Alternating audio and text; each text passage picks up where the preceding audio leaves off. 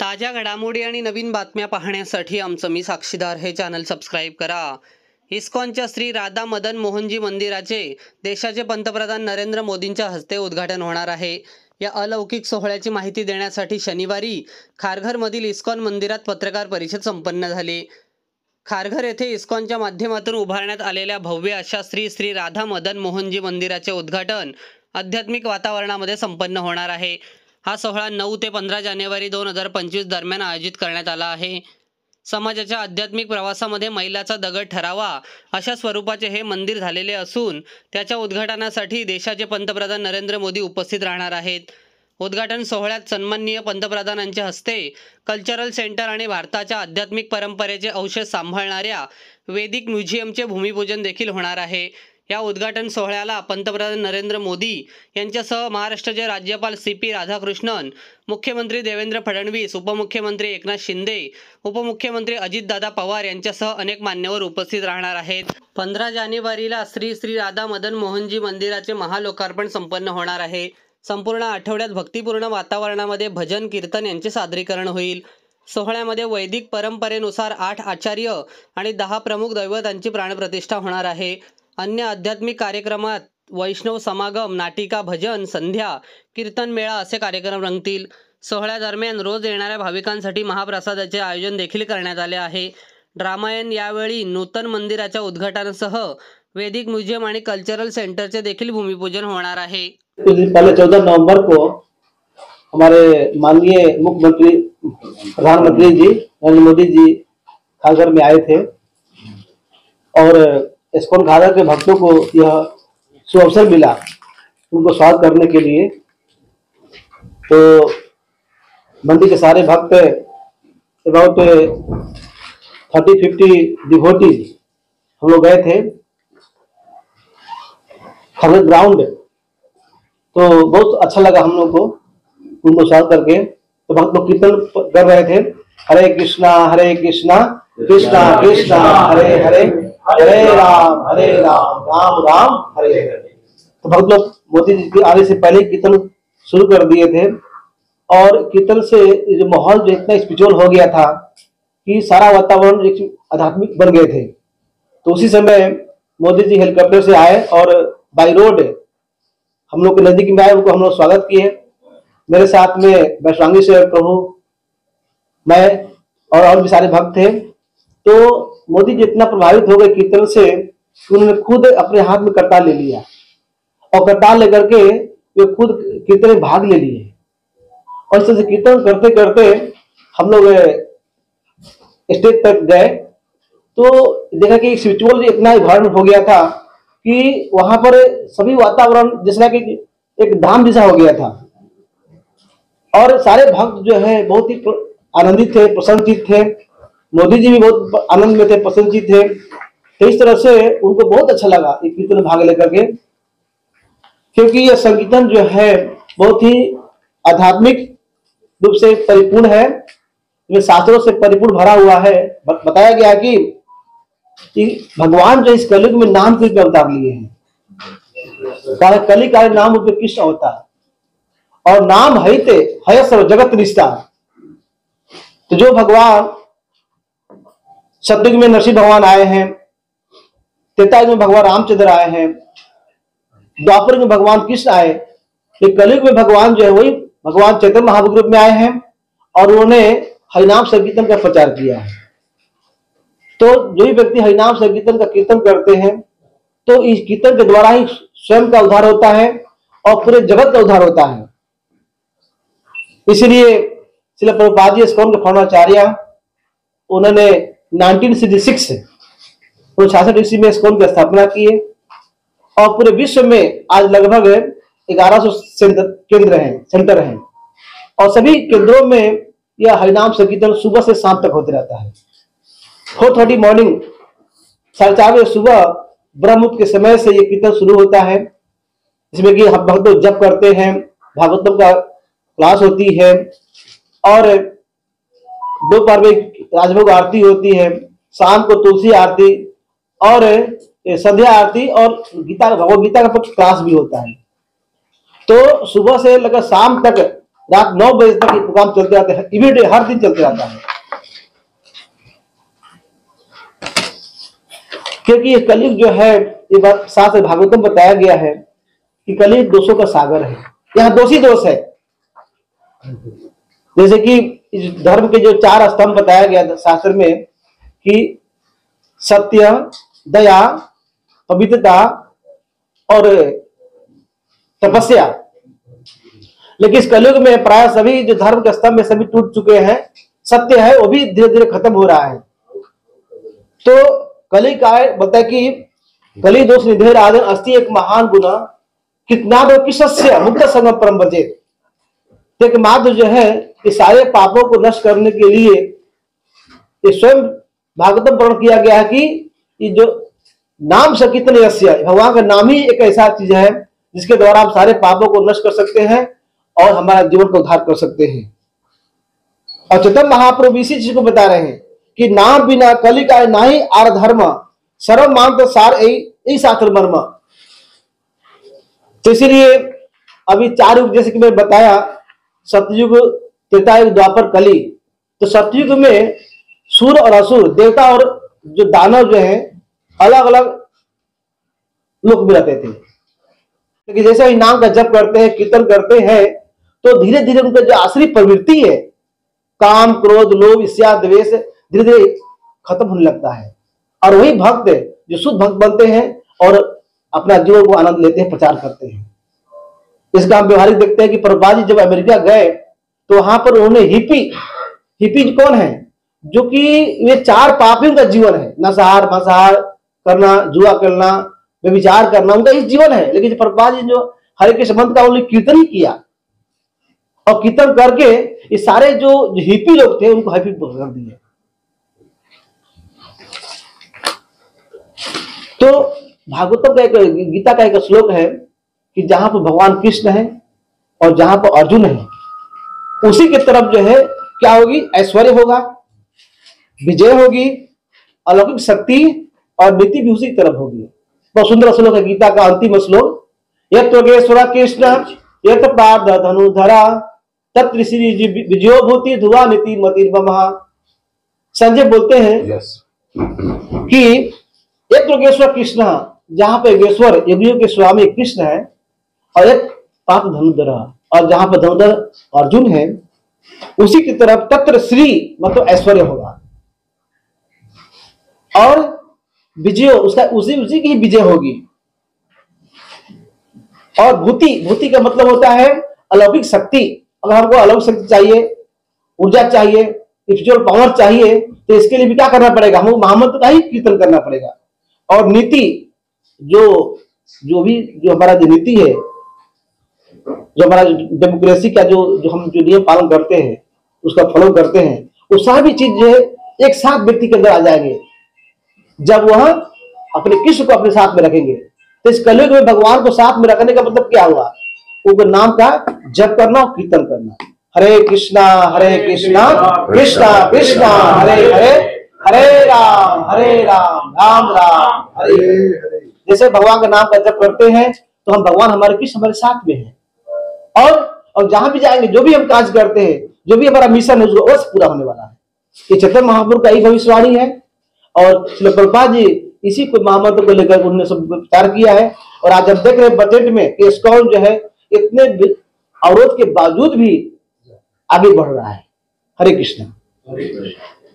Vice President of this temple,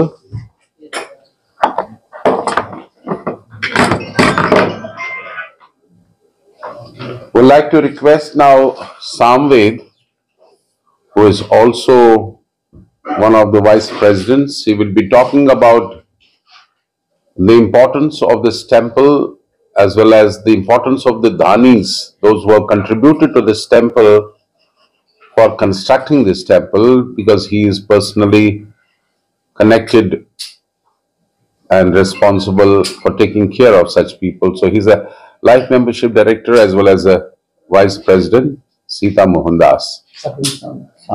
Samved Das. Hare Krishna Hare Krishna Krishna Krishna Hare Hare, Hare Ram Ram Ram Hare Hare. So since 2007, we had first come to the flat exactly. Then in this land, we on Gudi Padwa Day, on the auspicious day of Gudi Padwa Day, we arrived here, and since that time, we are trying to build a very nice oasis for Lord, a very big temple for Lord, in which lot of inmate devotees and lot of donors have helped us. We have got around 8,000 well-wishers and life patterns who are associating with the whole temple program, who are helping financially to build this mega temple, which inauguration will be done very shortly on 15th of January.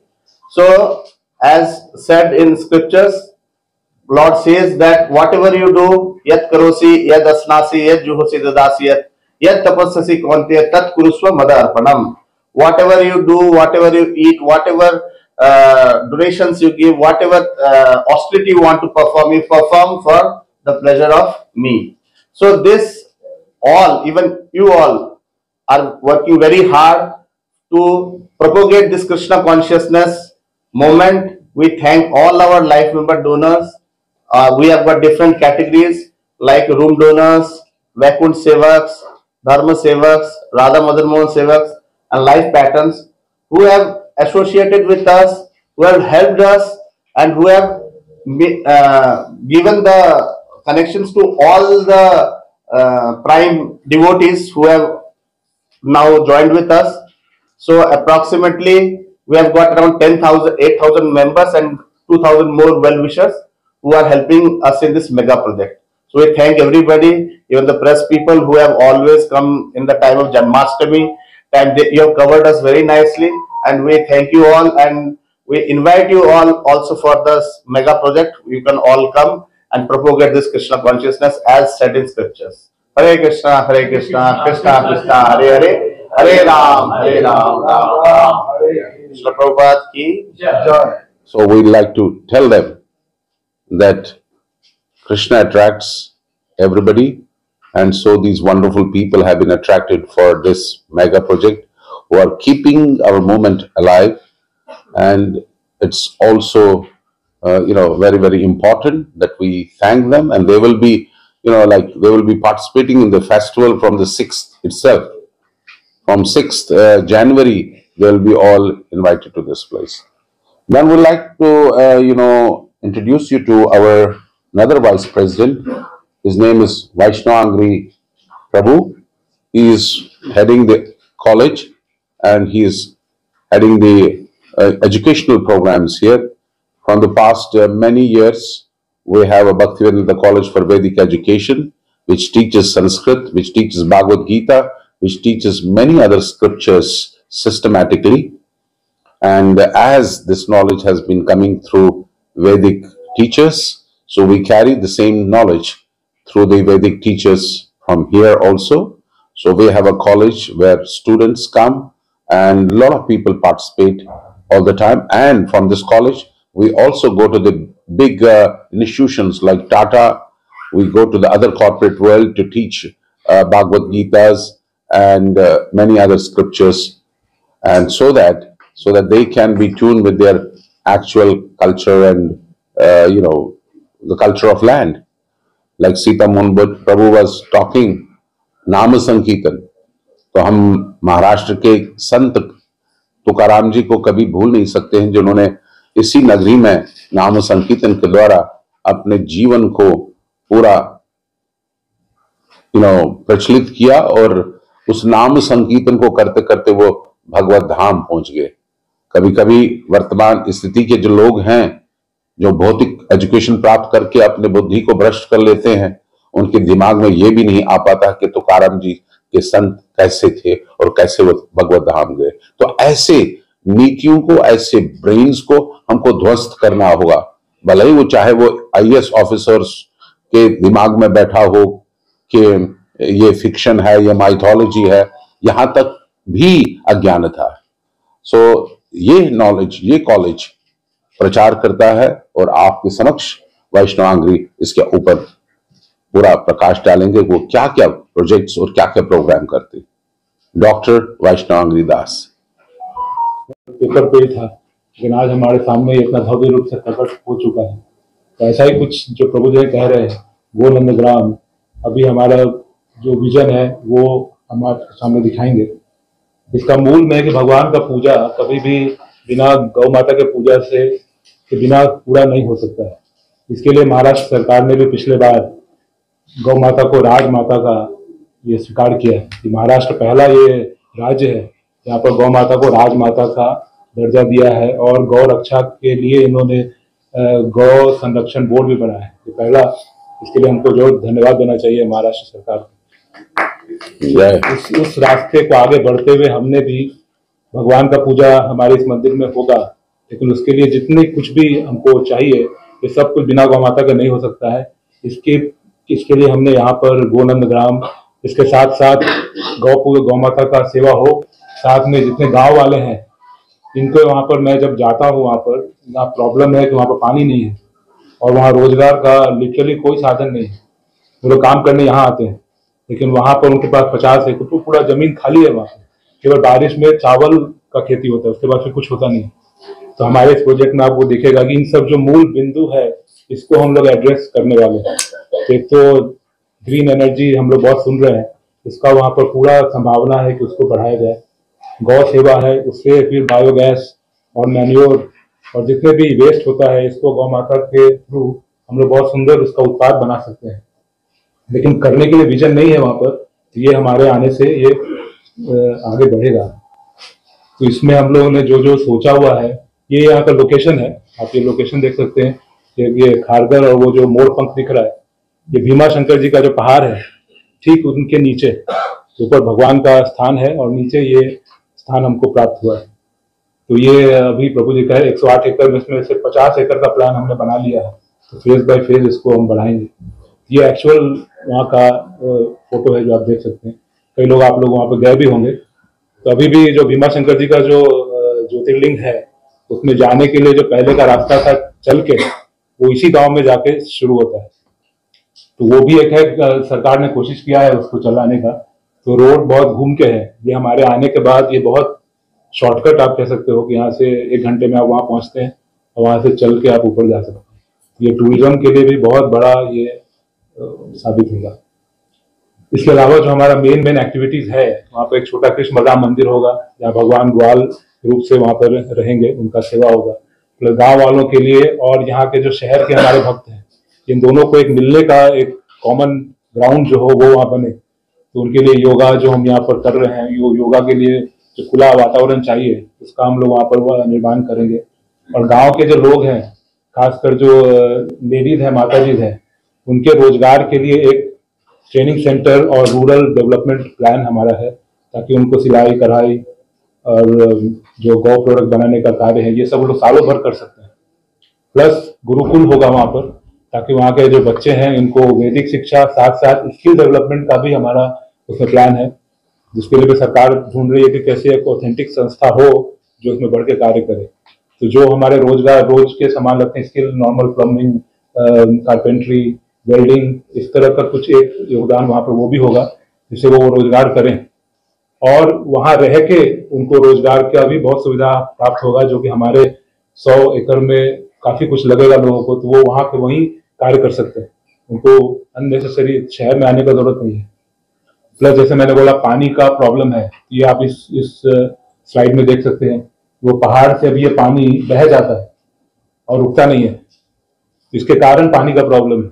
और ये जो हमने वहाँ पर contour सर्वे करके ये पता किया है, तो यहाँ पर जो ऊपर में आप देख रहे हैं ये नीले कलर का, वो डैम वहाँ बन सकता है, तो ये पानी सालों भर रहेगा। फिर ये पानी हम इस्तेमाल कर सकते हैं खेती के लिए। प्लस जो बीज नहीं होता है, जिसके कारण ये हाइब्रिड वगैरह चल रहा है, तो बीज बैंक बना के इसका प्रोत्साहन हम लोग करेंगे, तो उससे हमारा जो नेचुरल बीज है उसके थ्रू खेती में भी सुधार आएगा। इसमें हमने काफी कुछ जो प्लान कर लिया है वो आप यहाँ देख सकते हैं कि बीच में वो गौशाला है, ये चलने का रास्ता, और जो लोग छुट्टियों में दूसरे जगह जाते हैं उनको ये वैदिक ऑप्शन मिलेगा, जहाँ पर इसमें ठहरने का भक्त निवास और इन वातावरण में शुद्ध खाना ये सब उनको प्राप्त होगा। उनको वो सब कुछ मिलेगा जो ढूंढने के लिए वो दूसरे जगह जा रहे हैं, लेकिन उनको पॉल्यूटेड सामान मिलता है। तो यहाँ पर शुद्ध सामान प्राप्त होगा और यहाँ आके जो शहर के लोग हैं वो और गांव के लोग को रोजगार, ये दोनों को बहुत सुंदर संगम वहाँ कर सकते हैं। प्लस जो कॉलेज स्कूल के बच्चे हैं उनके लिए हमने स्पेशल एक स्थान रखा है ताकि वो वहाँ पर आकर के रुकें, और जैसा हम लोग उसको डेवलप करेंगे 5 दिन 10 दिन समर वेकेशन और वोकेशनल ट्रेनिंग के लिए भी हमारे पास लोग आते हैं, तो उनको अच्छी तरह से एक्टिविटी देके वहाँ पर उनको हम इंगेज कर सकते हैं। ये आप देख रहे हैं वहाँ पर जो हमारा लोगों के ठहरने का व्यवस्था है वो एक अलग यूनिट है। तो इस तरह से इसमें काफी कुछ है जो कि अलग रूप से चलेगा। रहने के लिए लोगों का जिसका इंटरेस्ट है वो यहाँ रह सकते हैं, उनको पॉन्ड स्विमिंग पूल ये भी रहेगा। प्लस जो गौशाला से जुड़े लोग हैं उनके लिए वहाँ वो है, जो फिलैंथ्रोपिस्ट और लोगों के लिए कार्य कर रहे हैं उनके लिए स्किल डेवलपमेंट सेंटर, ये सारा कुछ का प्लान है। जैसे जैसे जगह बढ़ेगा इसको और विस्तार से वहाँ पर हम करेंगे। ये वहाँ पर एक मंदिर का जो है भव्य मंदिर भी वहाँ पे होगा। ये ऊपर की तरफ ये डिटेल नेक्स्ट टाइम हम जब मौका मिलेगा, ये वहाँ के मंदिर का स्ट्रक्चर है। Since you are all coming after a long time, so we thought that let us pour our full heart to you so that you can understand what we are doing here. Otherwise, we're not going to show you this thing because everything is very created, very thoughtfully. But it will be unveiled on 15th, actually by our dear Prime Minister, Mr. Modi. That will be the vision. It will be unveiled by him at the time. Yes, go ahead. तो अब नक्शल में मैं यही कहना चाह रहा हूँ कि ये जो जीवन शैली है ये हमारी वास्तविक सनातन जीवन शैली है। भारत भूमि हमेशा मार्गदर्शन देता रहा है पूरे विश्व को, और आगे भी सही लोगों के द्वारा ये मार्गदर्शन चलता रहेगा और ये इसमें कमी नहीं आएगी। एक समय पर ये था कि हमारे भारत को कौन लीड करेगा, मगर भगवान श्री कृष्ण ने सही समय पर मोदी जी को लाए और आज हम देख रहे हैं कि वो 12वें साल में भी 13वें साल में भी बड़े ही उत्साह से इस भारत को लीड कर रहे हैं। हमें उनको धन्यवाद तो करना ही पड़ेगा, चाहे हमारे मुख में शब्द नहीं होंगे, भारतीयों के मुख में शब्द नहीं होंगे, हम सब लोगों को धन्यवाद तो करना ही होगा कि उन्होंने पूरे विश्व भर में जो कहीं पर नजर नहीं आ रहा था भारत, आज इकोनॉमिकली वो 3rd पावरफुल नेशन उभरता हुआ आ रहा है। उसके लिए उनकी पवित्रता, उनका त्याग और उनकी जो कर्मठता है उसको तो सराहना ही होगा। और हमें बड़ी प्रसन्नता है कि हम जैसे एक छोटे उभरते हुए केंद्र का भक्तों का सराहना किया और उनके साथ कीर्तन किया, और कीर्तन के साथ साथ में हमको आश्वासन भी दिया कि हम जरूर आएंगे। हमें पूरा विश्वास नहीं था, मगर पिछले कई दिनों से हमारे साथ में संपर्क में हैं और हमें आश्वासन दिया गया कि मोदी जी यहाँ पर अवश्य आएंगे। इस तरीके से हमारा जो भी कार्यक्रम है पूरा एक्टिवेट हो गया है और मुझे पूरा विश्वास है कि आप भी ऐसे न्यूज सुनने के बाद में आप भी सभी लोग आए हैं, उसके लिए मैं आपका धन्यवाद करना चाहता हूं और आशा करता हूं कि आप इस कार्यक्रम में अपने फैमिली के साथ आएंगे और आप अपने नंबर्स वगैरह सभी दे देंगे। और आपको इनविटेशन तो दिया ही गया है, मगर विशेषकर हम चाहते हैं कि हमारे प्रेस के जितने भी ब्रदर्स हैं, सिस्टर्स हैं, उनको विशेषतर हर कार्यक्रम में एक विशेष स्थान दिया जाएगा, जिससे कि आप अपने कुटुंब के साथ में आके अपने जो भी जो पत्र से, जो पेपर से, जिस मैगजीन से आप संबंध रखे हुए हैं, उसके द्वारा इस नवी मुंबई जो कि एक उभरता हुआ स्थान भी है और इस नवी मुंबई में ये केंद्र जो बन रहा है, ये उसके बारे में हमेशा लिखते रहेंगे, क्योंकि अच्छाइयों को जितना बार हम लोग लोगों तक पहुंचाएंगे उतना आपकी लेखनी में पावर बढ़ जाएगा। जितना हम नाम संकीर्तन करेंगे उतना पवित्रता फैलेगा।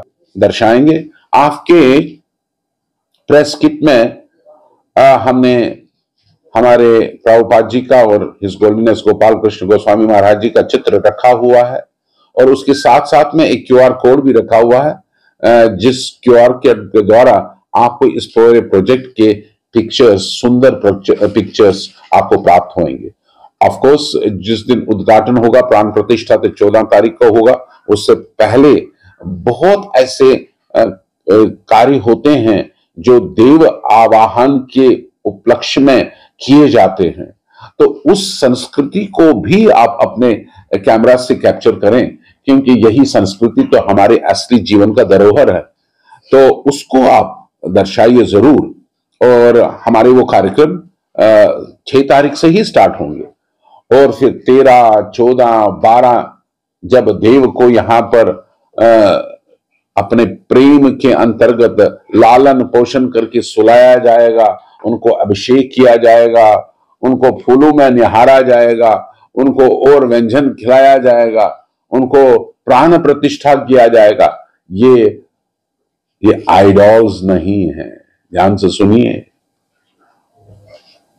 उस व्यक्ति को खंडन कीजिए जो बताते हैं इनको आइडॉल्स हैं।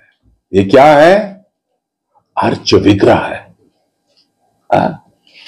अर्च विग्रह में मतलब क्या है? प्राण प्रतिष्ठित हो जाते हैं और वो भगवान से अलग नहीं होते, वो साक्षात आते हैं, जिसका समय समय पे आपको दर्शन मिला होगा, मगर लेखनी में आप लोगों ने कभी लिखा नहीं होगा। ये आइडॉल्स नहीं है, ये अर्च विग्रह है। जब आचार्यों के हस्त से अर्च विग्रह स्थापित किए जाते हैं, वो भक्तों के सुसुप्त भक्ति को जागृत करके उनको संसार से मुक्ति प्रदान कर देते हैं। और ऐसे स्थानों को बारंबार स्थान स्थान करने से लोग जो है इस कुंठा में प्रसन्नचित हो जाते हैं। ये कंठा है और हम सभी को वैकुंठ जाना है। सभी दर्शन तो हैं, हम उसको खंडन नहीं करना चाहते, क्योंकि हम धर्म निरपेक्ष भारत भूमि है। मगर भागवत गीता और भागवतम के तुल्य वो ABCD है। आपको ध्यान रखें, कोई भी होगा यहां पर। भागवत गीता भगवान श्री कृष्ण के मुखारबिंद से निकलता है, और श्रीमद् भागवतम जो है व्यासदेव जी के हस्तों से रचाया गया है। व्यासदेव स्वयं है, कौन है? वो स्वयं साक्षात भगवान है, जो वेद लिखते हैं और भागवत। वेदों को आप कभी भी बाइबल के साथ तुलना मत कीजिए, वेदों को कभी कुरान के साथ तुलना मत कीजिए आप, और वेदों को आप ग्रंथ के साथ तुलना मत कीजिए आप। वेद स्वयं भगवान से आते हैं, भागवतम स्वयं भगवान के मुख से निकलता है। भागवत गीता जो समय समय पे भगवान बताते हैं अपने भक्तों को, वो भगवान के मुख से निकलता है। गंगा जी भगवान के चरणों से। आपके पास ज्यादा संपत्ति है,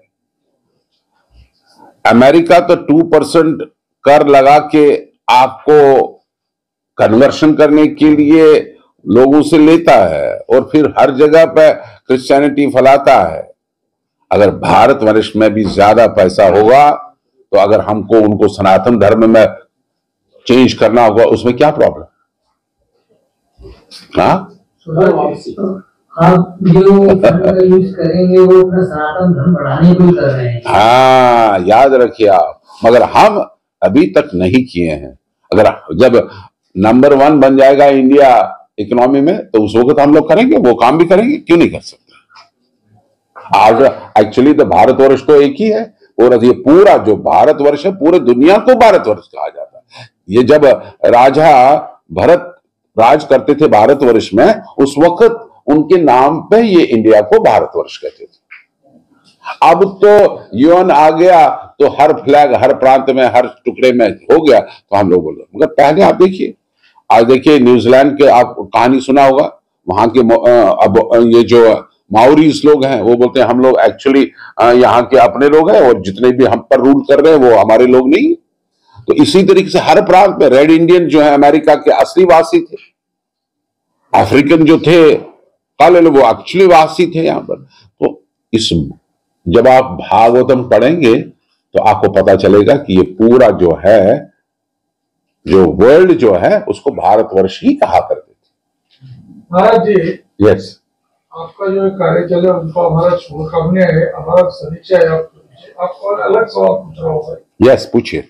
कई दिनों से बांग्लादेश में हिंदुओं के ऊपर हमला हो रहा है, पर्टिकुलरली इस्कॉन के डिवोटी को बंदिश किया गया है, और हमारे जितने आपने बोला कि प्राइम मिनिस्टर से आगे देश बढ़ रहा है 13 साल, तो आज तक इस पद्मनाभा मोदी ने हिंदुओं के बारे में अत्याचार हो रहे डिवोटी को बंदिश की, इस्कॉन के डिवोटी को, इसके बारे में आज ही सभागृह में, संसद में, हाउस में अभी तक एक शब्द नहीं निकाला। उनके हिंदू के पीछे ये गवर्नमेंट क्या कर रही है, इसके संरक्षण के लिए क्या कर रही है, इसके बारे में नहीं, आपका क्या राय है इसके बारे में? मेरा आपसे यही निवेदन है कि भारत एक बहुत विशाल देश है और बांग्लादेश भी हमारा एक छोटा सा देश है, हमारा भाई है वो लोग। संसद में कई बार लोगों ने ये प्रश्न उठाए हैं, जैसे कि हमारे एक प्रतिनिधि हैं मथुरा से संसद हैं हेमा मालिनी जी, उन्होंने बड़े प्रेम से इस पॉइंट पे किया है। हमारे विदेश सेक्रेटरी मिस्टर मिस्री वहां पर चले गए हैं, क्योंकि हम लोगों ने कभी किसी देश के साथ उपद्रव नहीं किया। यही हमारी सबसे बड़ा जो बोलते हैं ना फोटे है, कि हमने किसी देश के ऊपर आक्रमण नहीं किया। सभी लोग बाहर से आए हैं, क्योंकि हम लोग जो है शांति प्रस्त हैं। हम जो 1 बार 2 बार 3 बार 4 बार शांति प्रस्तावना हमेशा देते रहते हैं, और यही शांति प्रस्तावना के अंतर्गत अब सभी लोग जो रेडिकल्स लोग हैं अगर समझेंगे तो बहुत अच्छा है, अगर नहीं समझेंगे तो फिर हमारे सशक्त जो प्राइम मिनिस्टर हैं वो फिर उसके ऊपर कार्रवाई भी करते। मगर patience, don't treat this patience as a weakness, but treat this patience as forte of Sanatan Dharma, forte of Sanatan धर्म। और वहां पर आप सभी जानते हैं, जब ना ये आपको बताना होगा, जब बांग्लादेश बना था हमारे संस्थापक आचार्य ने, ध्यान से सुनो आप लोग, चाहे वो हिंदू हो चाहे वो मुसलमान हो, मेरे को उससे डर नहीं है। समटाइम्स पीपल बड़े आर्टिकुलेट तरीके से बात करते हैं। जब बांग्लादेश बना था, हमारे संस्थापक आचार्य श्रील प्रभुपाद जी ने जॉर्ज हैरिसन को बोला कि हमारा बांग्लादेश बहुत गरीब है, कृपा करके आप कुछ कॉन्सर्ट करो। और प्रभुपाद जी के योगदान से $2.50 मिलियन इकट्ठा किया गया। उस वक्त भूखमरे लोगों को प्रसाद खिलाते गए सालों साल तक। और यहां तक कि 1 साल पहले जब शेख हसीना जी हुआ करते थे, हमारे पाश्चात्य देश के भक्त लोग वहां पर इफ्तिहार के टाइम पे उनको नाना प्रकार के भोजन व्यंजन खिलाया करते थे, क्योंकि हम अपने आप को कैटेगराइज नहीं करते हैं। मैं हिंदू हूं तो मुसलमान हूं, हम यही बोलते हैं हम आत्मा, हम ये शरीर नहीं है। मुसलमान के अंदर में रूह है, हिंदू के अंदर में आत्मा है, क्रिश्चियन के अंदर में सोल है, और बौद्ध के अंदर में भी सोल है। और भगवान भागवत गीता में बताते हैं ये जितने भी जीवात्मा हैं मेरे सभी अंश हैं। हम इस फिलॉसफी को जानते हैं, that is very advance philosophy. जो अज्ञानता लोग होते हैं, जो पशु प्रवृत्ति लोग होते हैं, जो राक्षस प्रवृत्ति के लोग हैं, वो इस ग्रंथ को नहीं समझ सकते। जो गाय को मार रहे हो, जो मांसाहार कर रहे हो, जो मदिरा पीन कर रहे हो, जो गाय को हाथ से मार रहे हैं, क्या आप समझते हैं कि उनके जीवन में कोई ऐसा चीज बचा है जिससे कि वो समझ सकते हैं कि आध्यात्मिक का उच्चतम स्तर क्या है? नहीं मालूम है। इसलिए अज्ञानता के व्यक्ति को हम दया, हम लोग वी बिकम कंपैशनेट, मगर when they become radicals then we have to also hit them also. That will also tell our defense people they will take care of them, and that is also one thing who will take care of them very, very nicely. And India is a very powerful country now. It is not the country of 47 when people can come and rule us. It is not the time of China when they will come and send anybody. everybody has to come to the temple and have to come on the table and discuss all the problems. That is what is the Sabya Sabita. If that Sabya Sabita cannot be darshan by India, will be also called like any other thing.